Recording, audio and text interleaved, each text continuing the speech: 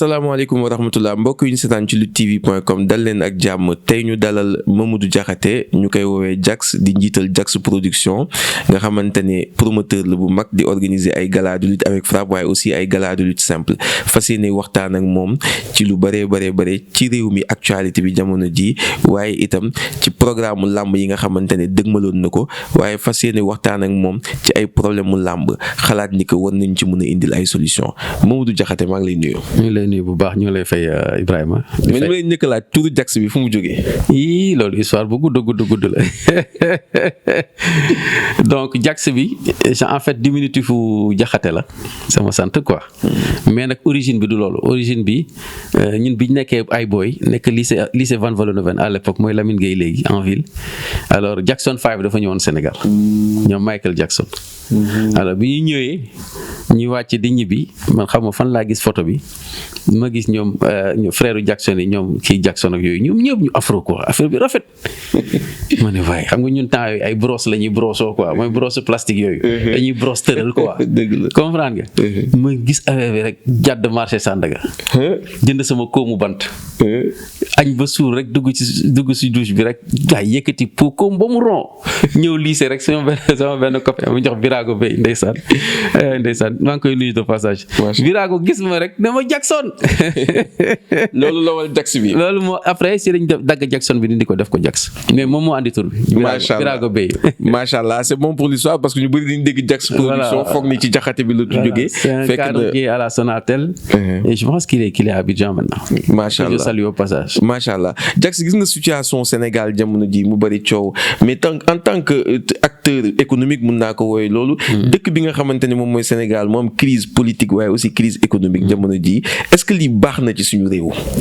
Crise bi mënuñ ci dara c'est une crise mondiale feebar bi andi na crise mondiale amul dëkk bu mu bàyyi ci àdduna ñun ñëpp ci dal comme ñëpp rek du fotu kenn fotu feebar bi la mais nag yan mesure lañ jël pour dimbali pour génn ci loolu mooy wax ji.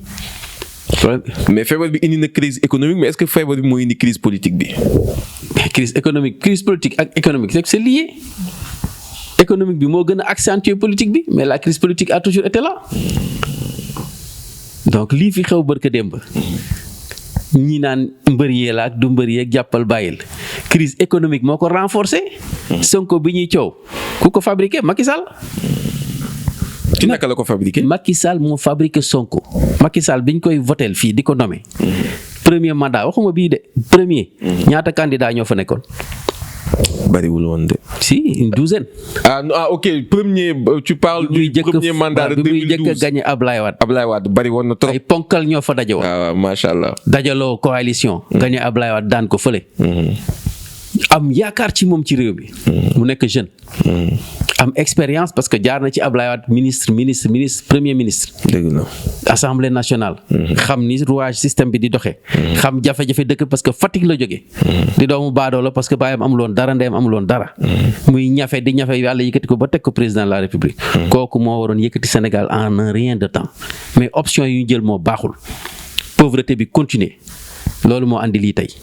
ñu bëri nee nañ Abdoulaye Wade sax boo defee opposition pendant des dizaines d'années après ñu bëri da nga leen war a jàppale mais c'était pas le cas de Macky Sall donc loolu moo tax nga jàpp ni que tey dafa waroon defar Sénégal ci lu gaaw. Sénégal li koy defar du projet yi muy defar ay jam ñaajoog ay téye rek ay yooyu dëkk sous-développé lañ nekk il faut nga comprendre lan moo xew dëkk bi dafa bari ndaw ay jeunes yi dañu war a góorgóorlu ñiy jàng ñiy formé wu ñiy liggéey.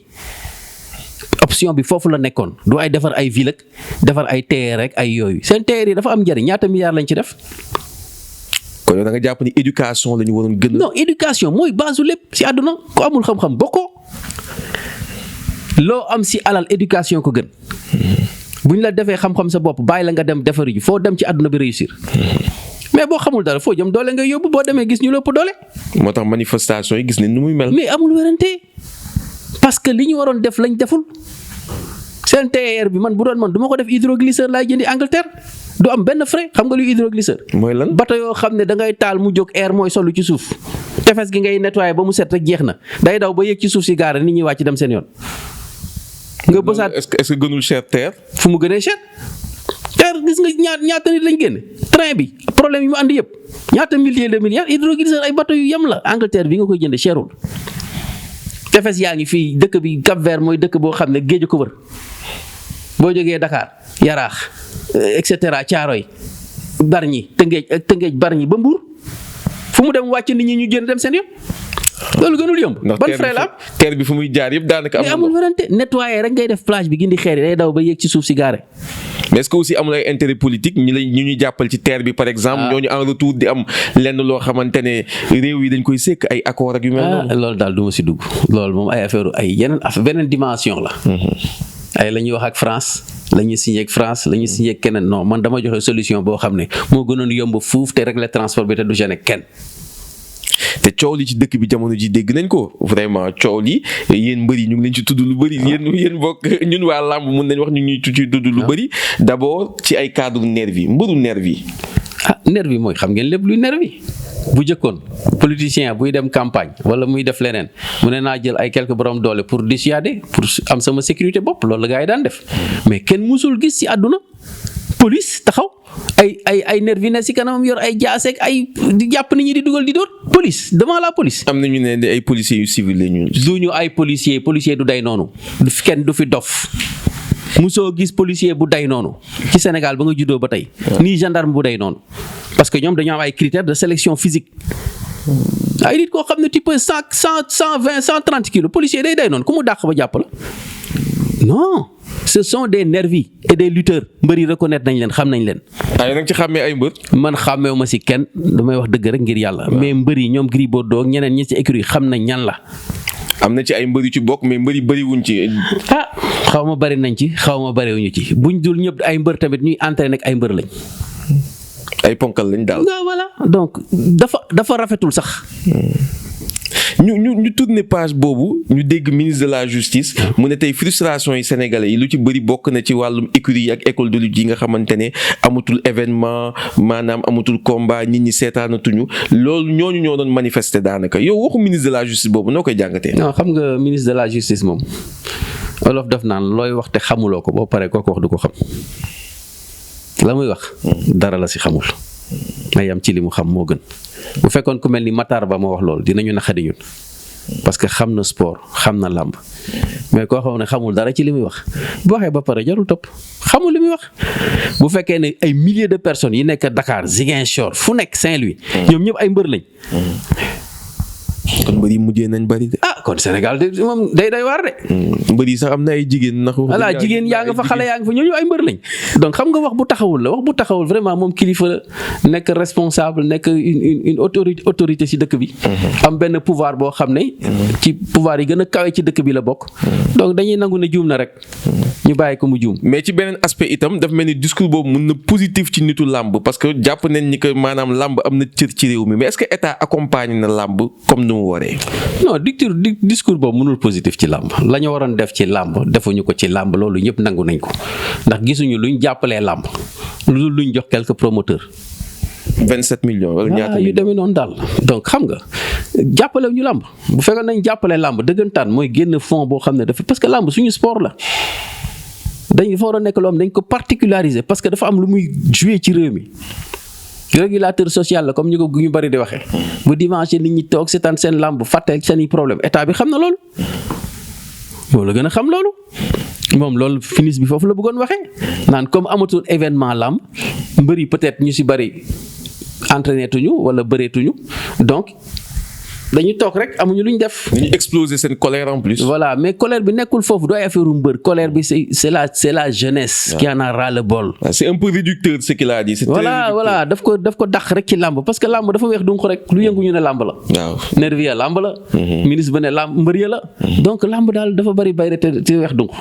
dafa bari bayre te weex dunq waaye ñu gis ni que tamit jamono ji Covid bi dundaloon na làmb lu méttee yéen ñu ne woon leen def leen seen ay programme def leen seen ay devis. indi ko ci CNG jébbal ko ministre du sport ministre des sports. ministre des sports moom xool nu état di accompagner làmb. bi ngeen defee loolu ban retour ngeen am. non bi ñu defee loolu ñëpp ñu am combat def nañ ko man mii def naa sama devis parce que benn combat dóor laa amoon. donc ñu déposé ko. CNG dajale lépp jox ko ministre bi dajale affaire yi jox ko de kii de droit muy ci circuit bi ñun loolu la ñu wax. alors ñu yeewu ministre bi ne joxe ordre ne CNG ubbi leen le 1er mars ndimbal bi ñu waxoon dañ koy joxe muy ci circuit bi génnagul. ba léegi jotoo leen dara. non. est-ce que am ngeen promesse. non daf ne mu ngi ci circuit bi. ku mën tëgg ak sa fond bopp nga commencé. dès le 1er mars daal on mettra tout en œuvre pour que ku mën tëggal sa bopp nga tëggal sa bopp mais dossier ñu ngi ci circuit bi. donc fu mu toll nii fonds propre la mais ndimbal moom ñëwagul. déedéet. kon loolu moo tax yow sa combat lutte avec frappe bi jàppagoo ko woon nga jàppoon combat lutte simple. non man dama demandé date pour le frappe. donc xaaroo kon. non man xaaruma leen man lijjantiwuma ay ndimbal bu ñëwee baax na bu ñëwul mooy loolu dinaa ko tëgg pay per view lu ma si am jël xale yi libre ma libre dem sama yoon. mais nag lutte sans frappe nag est-ce que mën naa am pay per view. waaw. ah. nañ ma jox 128 lutteurs xam. mais 128 lutteurs lañ doon joxe moom lañ lay jox. dañ ko dagg ne 74 pareeguñu écurie yi pareeguñu am na écurie yoo xam ne si seen écurie mbër yoo xam ne ci écurie la ñuy affilié. il faut écurie yi affilié ba pare. ok. comprendre kon loolu moo pareegul fu mu toll nii. non yooyu yëpp pareegul. mais loolu moo tax mbaadu nga dàq sa date bi nga amoon. parce que neewoon nañ da ngay tëgg dimanche 7 mars man pour man sax événement yi xew ci réew mi manifestation yu mel noonu moo tax nga annulé. non man bi may wax waxu 7 mars boobu manifestation amagul. mais lan moo tax nga reporté ko. non parce que raison technique yaa ngi na ay raisons yu bari la. ñoo tax ñu dagg ko. dindi ko ne nañ arrêté ba beneen. mais Jax xalaatoon ngeen di nga mën a rentabiliser 3 millions sans public. non risque la. sans sponsor aussi. risque la mosuma am sponsor moom bàyyi ko suñ bu ñuy waxtaan bu ko sax tudd ndax boolee ma ko samay affaire du wutuma ko seetatuma ko. mais gëm nga ni que xaalis bi nga ciy dugal di nga ko jotaat. non gëm naa ko. man gëm naa ko. parce que je me dis que moi ce que je fais ñëpp xam nañ ko ça fait 6 ans que je suis dedans. boo nee Jax production rek ñëpp xam ne du ay caaxaan. fii ba bitim réew. pour man en une semaine c'était faisable si tout était rempli si tout était réuni c'était faisable. instant yii nii nee nga 74 lutteurs la ñu wax sûrement Covid bee tax ñoom ñu wàññi mbër yi. pour bañ arène bi bañ a bëri ay nit yu nekk ci main courante bi. mais nag li ma jaaxal moom mooy fu mu toll nii bu ñu maintenir 74 lutteurs est-ce que di nga tëgg ba léegi 3 millions yi. non déedéet du ma tëgg pour ay sama 3 millions pour 74 lutteurs man loolu intéressé wu ma man li ma intéressé mooy 128 lutteurs. ñu xam ne mat na ñu bëre suñu bëre muy événement muy gala même bu nit ñëwul ci stade bi nit ñi dinañ ko seetaan dinañ jënd pay per view seetaan ko ils vont se mettre en groupe ay 5 6 7 personnes cotiser jënd pay per view seetaan ko parce que dañ bëgg lutte simple ñun dañu am suñu public yu bopp. boo defee événement bu mag ñu xam ne 128 mbër yaa nga fa dañuy jënd seetaan. arène nationale bi est-ce que c'est adapté pour la lutte. si pour la lutte oui mais pas pour la lutte simple. parce que dañu jàpp ni arène nationale ñu ngi ko tabaxee adapté wul par rapport ak lutte sénégalaise. si elle est adaptée à la lutte sénégalaise non bu ñu wax n'importe quoi non elle est adaptée à la lutte sénégalaise lutte simple moo am ay écueils la am il y a des petites modifications qu'il faut faire dans l'enceinte maanaam seen tartan boobu ñu collé foofu bokkul ci làmb foofu yëpp suuf la war a nekk ci suuf ñu dindi ko.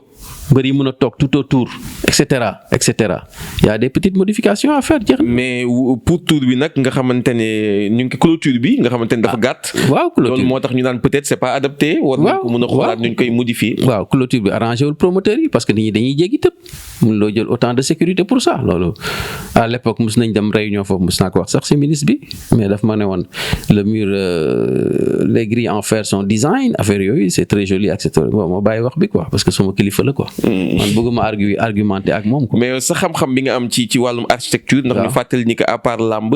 architecture moom ci ngay yëngatu. est-ce que consulté nañ la pour arène nationale bi bu ñu koy tabax wala est-ce que bind nga koy jébbal leen ko wane ni que lii moo ci sa xalaat ci bu ñuy tabax. arène nationale non kenn mësuma consulter si en quoi que ce soit ci seen yi ñuy def. voilà à l'époque c'était tonton Alioune Sarr moo fi nekkoon que je salue au passage donc ñoom ñoo dox seen dox bon comme dimbalu Chine la. ils ont fait les plans en Chine et tout je pense et puis bon ils ont tam nañ ñoom ay réunion foofu ñëwaat tabax nañ li ñuy tabax mais maintenant li ñuy tabax dañ yaakaar ne moo baax man j'ai dit que am na ay failles. par exemple grille yooyu mos naa ko wax benn la deuxièmement WC yi tamit waxoon naa si troisièmement enceinte bi ci suuf waxoon naa si ci mbër yi fi ñuy toog dafa ndaw waaw parce que lamb du lutte avec frappe rek lutte simple si la bokk. donc yooyu yëpp ay points la. tu vois donc muy noonu daal. écran géant bi itam ñu seetlu ni ko musul tàkk. waaw ko problème d'énergie la courant bi la les factures sont chères dégg naa ay 6 millions la ñuy fay donc loolu dafa metti lamb mënu ko supporter quoi. moi je leur avais dit que dañ ko waroon def thermosolaire y a de la place pour mettre les trucs am énergie boo xam ne illimité la. du jeex arène bi mun si am du fayati énergie surplus bi mu jaay ko Senelec di ko joxe dans le réseau de Pikine mu nekk xaalis bi dugg ci kees gi mën leen dimbali ci yeneen investissement. moi j'avais dit ça mais bon ça n'a pas été fait. Stade Demba Diop itam nekk ci xolu Ndakaaru mu mel ni dafay délabré wu te mu abrité ay combats yu exceptionnel nekk loo xamante ne patrimoine la pour football waaye patrimoine la itam pour làmb Mbaye Guèye dubalee sax yeneen combats yu mag yu bëri Stade Demba Diop leen ko bëriwee. Stade Demba Diop est-ce que war nga nañ ko seetaan muy demee. ba mu daanoo wax naa si de. loo ci waxoon. boo delluwaat sur le passé wax naa si parce que charge ponctuelle la sur un point donné loolu moo def mu andi rupture mais avant loolu boo xoolee boo yéegee Stade Demba Diop surtout côté découverte bi da ngay gis gradin yu bari dafa bët chez toggukaay yi stade bi moo atteint limitam il faut enlever construire un édifice ultra moderne à la place. stade bi la ñu war a raser. dindi ba mu set position bi mu nekk mënoo am position boo gën ci Sénégal y a des stades ultra modernes où tu peux faire tout ce que tu veux dedans comme stade américain yi dañuy teg léegi football américain jékki-jékki dindi gazon bi fee def ko ice hockey sur glace nga naan déet ñu def fa basket nga naan déet ñu def fa leneen ay trucs yoo xam ne c'est modulable la da nga koy changer loolu moo xew léegi omnisport daal. omnisport loo bëgg a def ko fa boo bëggee def handball dagg ko nii boo bëggee basket dagg ko dootoo soxla stadium basket ba lépp ngay jël loo bëgg a def ko fa. bu Youssou Ndour wala keneen buggee def showam ñëw def showam boo bëggee tëgg làmb stade bi day rétractable da ngay def gazon bi day jóg daw ci ay raay nga dindi camp yi mu génn daw lu mat 15 mètres fële 15 mètres fii. Jax lu muy wax nii est-ce que du ay rêve. suuf bi yéeg non c'est rien du tout c'est faisable bu doon lu mënul am nga ne la mënul am. et un budget accessible. mais bien sûr même si c'est pas accessible ñaata milliards la ñuy yàq actuellement il est en train de faire un stade omnisport à Diamniadio ku fay dem. stadium bi ñu defar Diamniadio depuis coupe d'Afrique xaw ma handball ba léegi lan moo fa am. basket bi. basket handball Dakar Arena. lu fa am waxuma. pourquoi ne pas prendre stadium bi stade bi ñu omnisport bi ñuy def Diamniadio mënoon nañu ko investir à Demba Diop. moo gën a jigéen nit ñi dañu waxante dëgg rek. seen arena boobu ñuy def Diamniadio mënoon nañu ko def ginnaaw stade de l'amitié ci parking boobu gars yi def seen ay njaga-njaag yi kenn xamul y a assez d'espace là-bas. mais non il l'a fait parce que ville bi muy tabax a tax. ay option président la. ak tamit mu mel nii li ñu wax léegi daf ñu xaw a jaaxal Demba Diop mu ngi doon am ay pax ak yu mel noonu dëgëratul woon te moom laa doon posé démb suñu papa Gaston Mbengue ma ne ko est-ce que diriger ce n'est pas prévoir dëkk bi ak renseignements généraux yu ñu am yëpp ci dëkk bi est-ce que waruñu mën a xam ni que lii kat fu mu jëm c'est vers le drame ñu anticiper loolu. mais lu tax ñuy xaar ba tout le temps muy am vraiment l'irréparable pour ñu soog a réagir. parce qu'on est en Afrique les gens gouvernent comme ça malheureusement pour nous lii fi am barka démb ci affaire Sonko yi wane nañu encore exemple loolu la bu fekkoon dañ def programme yoo xam ne depuis bi mu toogee bu njëkk ba mu ngi liggéeyal jeunesse bi dëggantaan njaay kenn du fi yëngu di topp Sonko parce que sénégalais mooy nit boo xam dafa am fierté boppam mais nit ñi dañ profité ci benn affaire pour régler waale yeneen affaire mooy li ngay wax ci stade yi stade boo xam ne dundam jot na da nga koy dindi doo bàyyi drame am fa parce que loolu sax lu ndaw la mais mënoon na réel ay milliers de personnes des fa wóorul mais il faut pas prendre de risque gouverner c'est prévoir stade Demba Diop dañ ko war a raser 63 la ba léegi c'est pas 3 jours dañ ko war a raser lu bees moo xew ñu dem ci lu bees li parce que y a de l'argent pour ça ñu ngi koy def feneen bu ñuy tabax ay stade Demba Diamniadio mën nañ ko tabax Demba Diop ñu raser ko defaraat ko def ko ay 6 niveaux de parking sous-sol. surtout ak sport doole bu mu am ci àdduna bi jamono ji sport dafay contribuer ci économie mondiale bi actuellement. mais voilà et bien pour l'épanouissement de la jeunesse dafa bokk ci dundu doomu aadama boo bëggee sa sport développé nga ne da nga bëgg a remporter ay coupe d'Afrique da nga bëgg a def il faut nga jox leen fi ñu ko defee. lu tax Sénégal mënul organiser coupe d'Afrique depuis boobu 92 ba léegi parce que amuñu stade buy tax ñu wax stade. Cameroun lu tax ñu nangu ko ci moom parce qu'ils n'ont pas pu faire les trucs à temps loolu mooy wax ji donc il faut nga def ay investissement yoo xam ne day permettre sa jeunesse mu épanouir. L'épanouissement de la jeunesse commencé wala ci grand stade yi ci lycée yi ñu war a jàng ñu téye fa xale yi nit ñi di jàng. éducation épanouissement. mais bien sûr ñun bi ñu nekkee xale man dama daan def ñetti sport. ay UASU yeeg yooyu. dafa merci UASU prof UASU yi ñoo lay détecté man dama daan daw 1000 mètres 800 ak 1000 mètres.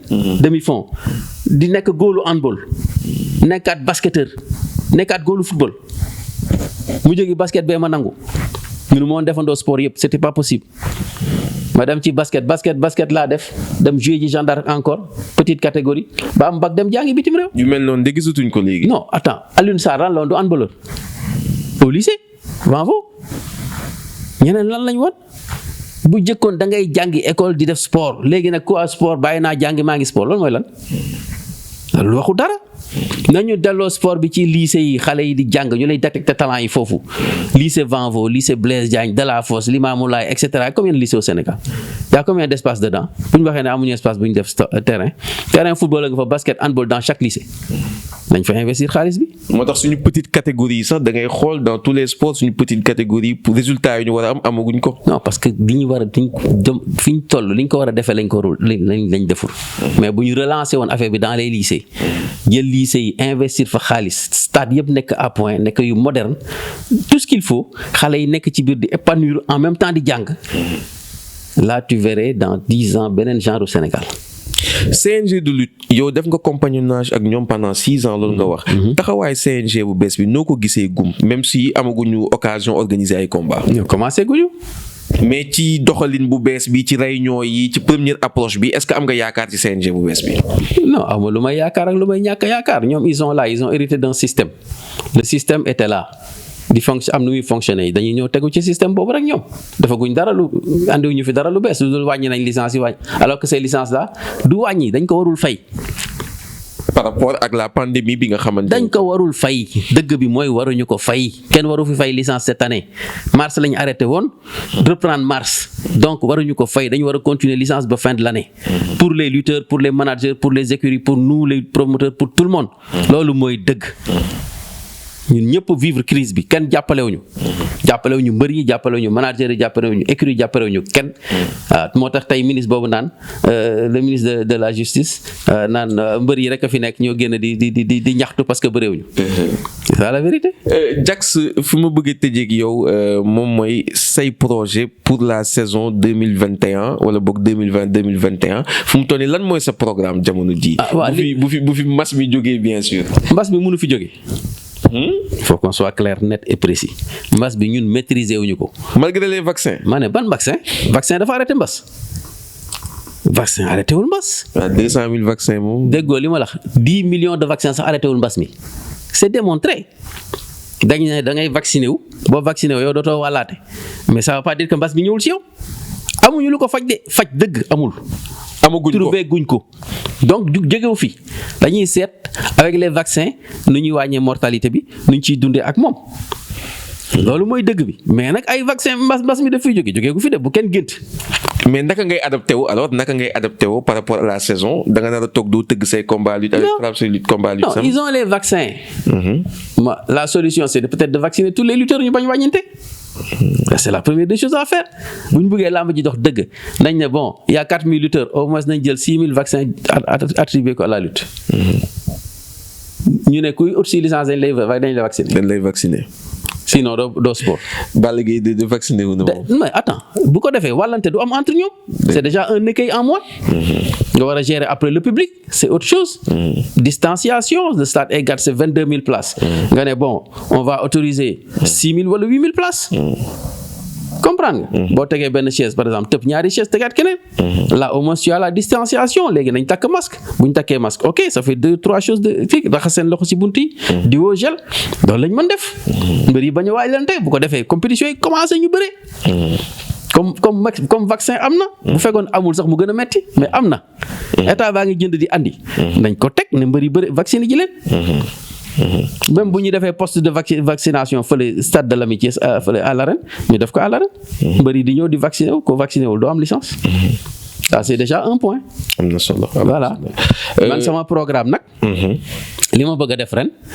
mooy tëgg un gala à Dakar ou 2 maximum parce que saison bi jeex na ba pare. mars la jeex na bokkatul avril. ñu dugg koor mai juin juillet ñetti weer la. su leen neexee ñoo dañuy continuer hivernage man tëgguma hivernage. hivernage pour leneen la nit ñi dañuy béyi tool yi liggéey leneen. lutte simple sax c'est pas adapté. ma ne dama tëggul frappe ak simple laa yemale dama ko tëgg hivernage. ku bëgg a tëgg hivernage nga tëgg hivernage. mais man juillet 31 juillet la sama saison yëpp. mais d'ici 31 juillet. mën nañ def ay gala mën nañ def benn Dakar mën nañ dem Fatick mën nañ dem Mbour. mën nañ dem Kaolack mën nañ dem Ziguinchor mën nañ dem fële Ndar. ça peut se faire on peut faire 5 bons galas très bons galas. où les lutteurs vont te suivre. Et là, tu vas faire du pay-per-view si tu veux. Est-ce que mën nga ñu waxaale sa programme lutte avec frappe. benn gala kese laa am moom laay terminer par arrêté. taxawal yan combat yan mbër la. non yooyu wax depuis 2 ans Ablaye Diop ak l'autre là Ousmane Ngom. c'est des petits lutteurs mais li si ñi si gën a coow mooy Big Pato ak l'autre là. Big Pato ak Alaaji Mbaye. combat boobu itam moom xaw na doy waar. waaw non dañuy coow rek ñoom parce que Alaaji Mbaye maa ngi ko doon gis moog Big Pato yenn saa ñu tase ci circulation bi. waaw ñoom waaye Alaaji Mbaye itam ma koy dégg ci benn combat ak Boucher. waaw ils ont pris un 2e combat mais bon. loolu am problème quoi. am na problème parce que le CNG ne l'autorise pas mais bon ils l'ont fait. moi c'est pas mon problème quoi l'essentiel naa tëgg sama laa bu ñu bëri ko dem quoi. tëgg sa laa bu ñu bëri ma noppalu quoi après.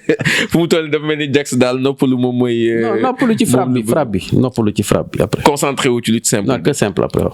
ok Jax tey bëgg naa dugg ak yow ci benn rubrique bu bees boo xamante ni Lutte TV lancé na ko. mooy ce sont les questions fermées yoo xamante ne duñ la bàyyi sax nga développer lu bëri. waaw loolu moom nag ñu ngi ko jëlee ci suñu rakk boobu di Toumane ñu ngi koy nuyu bu baax a baax. vraiment moom moo ñu jox idée boobu macha allah. question fermée lay doon Jax gala lutte simple bi nga teg xaalis bu gën a bëri ñaata la woon. 10 millions. 10 millions Jax lutte avec frappe cachet bu gën a rëy bi nga fay ñaata la. Je pense que c'est 5 millions. Si tu devais choisir entre la lutte simple et la lutte avec frappe. Y a pas photo man lutte simple la ma tax a jóg. Luc Nicolaï ou Gaston Mbengue. Luc mon ami Luc. Pourquoi Luc Nicolaï. non parce que daanaan la du seen moroom ñoom ñëpp. bu yeboo ñu mere ma de. man lijjantiw ma leen. kenn joxuma ma lekk kenn joxuma naan lin moo leen mën ci spectacle yamu ci ak kenn pour les combats qu'il organise de la façon dont il les organise. Sadio Mané ou El Hadj Diouf. Sadio Mané day moroomu El Hadj Diouf lu fi El Hadj Diouf def. Sadio Mané combien de titres il a gagné. et la durabilité en haut niveau. El Hadj Diouf moo yàq carrière am ci ay caaxaan yu kenn xamul. Ngagne de Sagana Diop ou Gorgui Sy Dieng. Gorgui Sy moo gën a gudd carrière. LeBron James Michael Jordan. ah ça c'est une question. si loolu problème la de man américain la kooku daal vraiment. Michael c'est autre chose mais LeBron aussi. ça je peux pas répondre. ah exico. ah non mënu ma répondre. Michael beneen affaire la beneen dimension la. je dirais Michael parce que Michael bi muy commencé fa la mu fekk nekk lu ndaw ci cëkkalit nit. te da ngeen xaw a niroo. non di liggéey quoi xam nga dafa liggéey ba non Michael. Michael LeBron sax il a l'avantage de la taille. musculature mu defar ko ak yooyu mais Michael cëkkalit nit la woon boo ko gisee da ngay def ne sénégalais la wala malien. dans les années 80 foofu la ko fekk may jàng. Michael Jordan muy liggéey ba non Michael du ma romb. Meilleure équipe de Golden State vs meilleure équipe de Chicago Bulls. non Golden State c'est autre chose aussi. Golden State vraiment avec ce gosse là. ah non Golden State waaw je dis Golden State. Abdou Diouf ou Macky Sall. je dirais Abdou Diouf. Ablaye Wade ou Léopold Sédar Senghor. Senghor. Jax looy tàggatoo. sant ñëpp gërëm leen sant leen. di leen ñaanal jàmm. di ñaan yàlla ñu gisewaat ci jàmm. écueil yi nekk ci autour li ñu neex muy làmb yëpp mën a dañ. ñu mën a organiser ñeneen ñi organiser. que la jeunesse puisse s'épanouir. ñu ngi lancer encore un appel au président Macky Sall. mu xalaat jeunesse bi. waaw mu xalaat jeunesse bi bu baax. il a dit son programme de 300 milliards. 300 milliards je dis pour 3000 milliards. je dis pourquoi il l'avait pas fait il y a 10 ans il y a 8 ans bi muy door a toog. pourquoi attendre jusqu'à maintenant nga xam ne mu ngi jeexal. même buy dolli 3e mandat sax c'est la fin. donc il aurait dû le faire depuis longtemps qu'on dise jërëjëf Mamadou Diakhaté ñu koy woowee Jax production kontaan trop ci waxtaan ak moom mbokk yi gis ngeen waxtaan bi nii la woon mais ngeen xaar ñu ci yeneen interview incha allah jaajëf.